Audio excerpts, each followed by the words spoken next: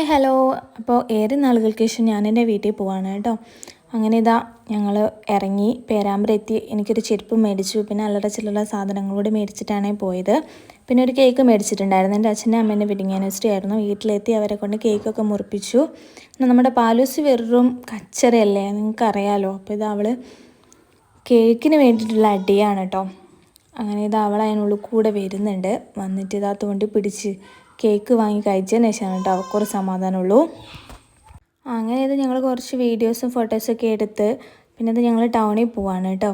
ഞങ്ങൾക്ക് തലയാട്ട് ടൗണിൽ പോകണം, ചിക്കനും ബീഫൊക്കെ കിട്ടാനായിട്ട്. അപ്പോൾ അതൊക്കെ മേടിക്കാനായിട്ട് പോവാണ്. രാവിലെ പോയാലേ കിട്ടത്തുള്ളേ.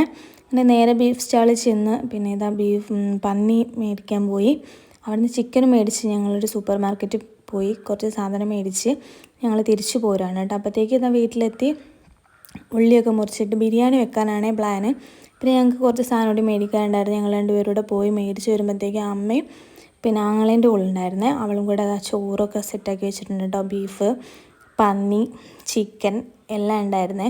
അപ്പോൾ നമ്മുടെ ബിരിയാണി മസാല അടുപ്പത്തായിട്ടുണ്ട് കേട്ടോ. അത് റെഡിയാക്കുന്നത് അവളാണ്. പിന്നെ ഏകദേശം ഒരു 1-1:15 ആയപ്പോഴത്തേക്ക് ഞങ്ങൾ ഫുഡൊക്കെ റെഡിയായി. ഫുഡൊക്കെ കഴിച്ചുകൊണ്ടിരിക്കുകയാണ് കേട്ടോ. നല്ല ബീഫ് ബിരിയാണിയാണ് ഉണ്ടാക്കുന്നത്. അപ്പോൾ ഇതാണ് നമ്മുടെ ബീഫ് ബിരിയാണിയും ഓക്കെ കേട്ടോ. അതും കഴിഞ്ഞതാ ഞങ്ങൾ ഫുഡൊക്കെ കഴിച്ച് കുറച്ച് കഴിഞ്ഞപ്പോഴത്തേക്കും ഇവിടെ നല്ല റംബൂട്ടാനുണ്ട്.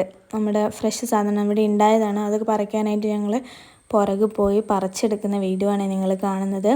അടിപൊളി ടേസ്റ്റാണ് കേട്ടോ നല്ല.